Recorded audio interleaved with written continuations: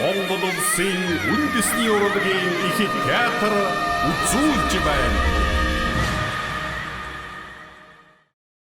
За бойтогт бүжгийг бүжиглэхэд бол яг нэг үнэхээр жоохон бага насн дээр очисон юм шиг тийм сэтгэл төрдөг. Яагаад тэгэхээр бид нар сахилга бутаад, хувцснараа ураад, тэрэндээ санаа зовоод, уйлаад, мөн тэрнийга нуух гэж маш их хичээдэг байсан.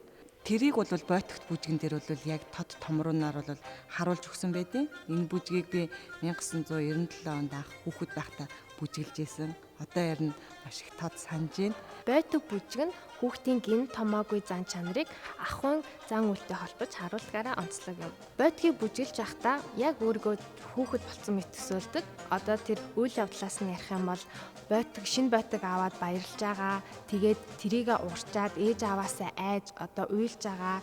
Тэрийгэ очиод дахиж баярлж байгаа. Яг жоохон хүүхдийн тэр одоо сэтгэл хөдлөлийг харуулдгаараа онцлог юм аа. За манай уран бүтээл бол хүүхдийн бүжгүүд маш их байдаг. Түүн дотор бас хүүхэлтэй хэмээх нэг бүжиг байгаа. Тэр бүжиг маань бол хүүхдийн монгол хүүхдүүдийн хоорондоо тоглож байгаа болон наадж байгаа, бие бинийгээ шоглож байгаа тийм үйлдэлүүдийг маш их тодтогж өгдөг. Гэхдээ тэр нь бол хувцсныхын шийдлэр маш онцгой байдлаар гаргасан. Тухайн үедээ бол үнэхээр үзэгчдийг гайхшруулж ирсэн. Тухайн үедээ гэлтгүй өнөөдрийг хүртэл одоо үзэгчд өмнөийг бол гайхшруулж идэг. Ийм сайхан уран бүтээл байдаг юм аа.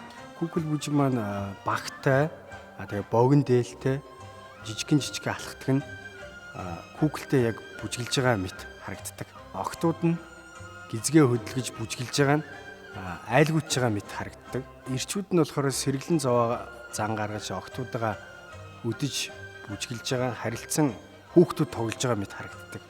Хүүхэл бүжиг маань бус бүжгээс юугаараа онцлогтой гэхээр хүүхдийн гинэн цайлган хурдам шаламгай тэр болгоныг харуулсан хүүхдэд зориулагдсан анхны багт бүжиг юм аа.